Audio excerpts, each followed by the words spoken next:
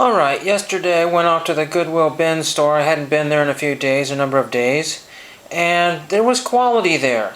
Not only was there quantity, but there was also quality. But there was a reason I had to go back again today, because I won't go into exactly why I had to go back again, but there was yet more. But this video is not about the multiple trips to Goodwill, but this is basically instant collections. So sometimes you find instant collections. I'll start off with this one here. This is a scrapbook. And you're like, oh, scrapbook, oh, can't be really anything interesting in there. But when you open it up here, I paid $2.79 for hardback, and somebody's taken a bunch of vintage postcards and glued them in here.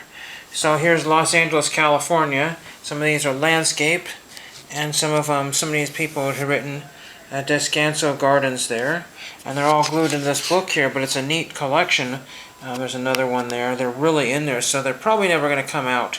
Again, there's a light here, so I'm getting that kind of glare and some of the larger ones. Those would cost a lot of money to ship out if you did mail them with a stamp on it. I don't know what that would be, but then they've got some California missions here, and Los Angeles, California, the City Hall and all that fun stuff. I didn't realize I'd be looking at them sideways like this here, but we will just show you a few more of them here. Like I said, instant collection. There we go. Some of them are actually falling out here. This one is almost, fallen out here. Not that I would ever use them, and I want to see if there's any writing on the back of it. So there isn't any writing on the back of it. So I was the first one of this album, so there's nothing that's been removed out of this one here. Here's some that are going this particular direction. If you're from the Los Angeles area or Southern California, then you'll probably recognize some of these images here. Some people have typed a few things here. Entrance to Griffith Park there. Again, these are not super valuable, but it's just kind of a fun little thing here. There's a little piece of paper there. Hopefully that's not where pages were torn out here. Hollywood, California. Los Angeles, California. So there's a nice rocket one there. That's kind of neat. That's kind of cool with all the beat up side there. Again, I cannot guarantee that there's no writing on the other side. I'll try to go a little faster here. So it looks like so far they're all California and markets and there's looks like the airport coming up pretty soon here. Let's just try to get they're flipping through here. So yeah, this is a little bit better this way. Yes, some of these I might actually have. Hollywood Freeway. That one's kind of a there we go. Take the 405 and get out of here. There we go. So yeah, it's just kind of a neat little collection here. Again, it's probably worth more this way now because trying to get these out of here would just be Grauman's Chinese Theater and all kind of stuff here. So these are definitely 50s, 60s era postcards here. Nothing all that outstanding or special there, but kind of a neat to have. Oh, here's one. Here's one here. Los Angeles Dodgers Stadium there. So there's that one there. Hopefully I didn't ruin the camera view there. But not only did I get this, but I got a collection of swizzle sticks. Get this moved out of the way here. And I have put these in a glass case that I found a little while ago. And it's really hard to view these, especially with that light there. I'm trying to do the best that I can. I had it in another room, but it was so dark. You will not be able to see the distinguishing features like some of the names on these here. This is from some sort of tiki related thing at Disneyland. I'm not exactly sure. It's not the Enchanted Tiki Room there. One of those recently sold on eBay for $10. So that easily pays for the entire collection. There's a Wurlitzer one right there with a guy blowing the horn there. We'll do that there maybe. The Circus one, and this guy's always missing his wand. It's broken. So I found a separate one. There's a Beanstalk there, Jack of the Beanstalk or something. Then there's the Hotel Tropicana spoon there. I have dozens of those. Well, spoiler alert, I guess I have dozens of those. There's the International Hotel. TWA and the Landmark. I guess the Landmark Casino maybe, I'm not sure. Hotel. And this one here is out of...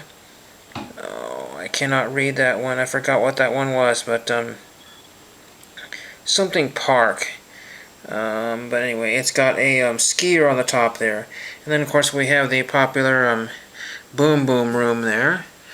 And then we have a couple of Sahara ones. And then this one here is the Oak Room of Disneyland Hotel, so that's neat. The Oak Room. I can't get the Oak Room, and it says the Oak Room right there. A couple of them with whistles on the end of it. So those are fun. Then there's the Flamingo. So that's not particularly valuable.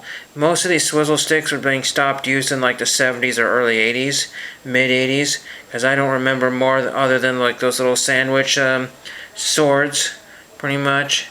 And then there's the El Cortez. The thing is that I didn't order drinks that usually came with swizzle sticks, if that makes sense. Usually, you know, if you got a Shirley Temple, you got something, but it was not really all that fancy. Then there's one on the end there that's very iconic. Shout out to Tony R619 Breaks, and there's the Tropicana spoon there. Then we have a cool one here. That's the Houston Astrodome. It says Astrodome, Houston, Texas there. Again, the font is very, very faint here. There's the Stardust.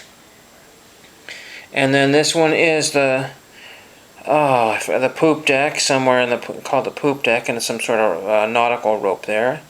And then not only did I get that, but I got all of this. These are all the ones that don't fit in here. I could squeeze maybe 2 or 3 more in there, but these are all the other ones. They weigh like virtually nothing. Probably a few cents a piece, you know, 2 or 3 cents a piece. So instead of, you know, abandoning half of them, I decided to take all of them. I don't know what I'm going to do with all these. This is not the lid that they came in. I threw away the cardboard box that they came in. So I just, you know, instead of making a nuisance, because one of the things that I found out is that there are several antique dealers that go to the bins there and they like to investigate what everybody has in their cart. You know, and see, that way they can get an idea of if there's anything else, you know, they can, you know, cajole you out of stuff, that sort of thing. And then there was a bunch of maps that were part of this collection here, and I didn't get those because I didn't want them. But I got Redondo Beach by the Sea, kind of a nice one there, and Redondo Beach Chamber of Commerce. It's the same on the other side there. But, you know, that's a kind of a collectible one there. And then the guy said, "Are you keeping it?" The guy that was kind of looking at my cart. And I tried to keep most of the stuff secret to myself. And of course I said, you know, it's not worth much or whatever. But then there's like a wooden one in here. Didn't fit in the glass case here. This one looks very old. So it's a wooden one here, wooden swizzle stick. This is Frank Barbaro, proprietor, Hamtramck, Michigan. It says known the Bowers Cafe. The Bowers Cafe. Known from coast to coast. Never a dull moment. Frank Barbaro, proprietor, Hamtramck, Michigan. And then there's some other ones in here which I could almost swear to you that are metal. And this one says New York. And these are the Ambrose, I think. Or no, the Ambassador. Sorry, the Ambassador. I think they're metal here. And it's a very, very faint gold font. This one has kind of a bend in it. I'm not exactly sure when. I think I got 3 or 4 of those. And it's on there. There was only one that had 0 advertising, and that goes in the trash. There's another whistle one here, which I didn't have room for. There's lots of the Desert Inn. Here's Anchorage. So there was a lot of Alaska. There's the Anchorage westward. Anchorage westward. Yeah, this is the Desert Inn Hotel, Las Vegas. I think there's one in Anaheim, if I'm not mistaken, if that's not the same. Then again, there's a lot of those Tropicana spoons. I mean, you could theoretically use them, but they're old plastic and they might fall apart. This is from Maui, the Sheraton Maui Hotel. Again, most of the swizzle sticks are this one with a little ball on the top of it. A square post here. And then there's, I remember my grandma having these, first swizzle stick collection I ever had. This is the Wannamoset Country Club or something like that. Then it says Rumford, Rhode Island. But these are golf clubs here, and we would use them for things like making up our own mousetrap and stuff like that. And those got broken fairly easily after a few tries. And then some of these other ones, you know, people would cut these names off and use them for buildings and stuff on their train sets. And that's where the demise of those went. And again, these are not super valuable, but, you know, it just takes one of these to sell for $10. Some sort of wagon one here, I cannot read that one. The Covered Wagon, Minneapolis, Minnesota, that's kind of fun. So I don't know anything about that. What kind of drinks these were in. Here's another one. Some kind of a, I'm not sure what that one is there, but that's kind of a fun one. That could go in my glass case there. These are called Riker cases, if you did not know that. They used to be very easily available on eBay. I picked this one up at the bins. All it sometimes requires a couple clips on the end, or sometimes a couple of pins that hold that lid together so it doesn't fall apart. And I have a number of those. And I decided to put those in there because it's very colorful and easy to display, and it's very understandable. Very, very neat there. So, I mean, what I have in here is probably like a $30 collection right there. That would be close to my guess. But I did see somebody sell like 1,000 swizzle sticks for, I don't know, $30-odd plus shipping on eBay. So you can get some really, really cheap deals on these. And again, if these are like postcards or any kind of junk lot, like baseball card lot or whatever, it just takes one to make your money back. One or two. Like I said, the Disneyland one, I've got to look up the Oak Room and see what that's valued at. Pretty fun there. So, really neat collection of postcards, swizzle sticks, and then I had some other stuff that I picked up as well too. There's the postcards there. I don't have them in this particular video, but I got some clocks, some vintage clocks, and I found another one today, and it was an English clock.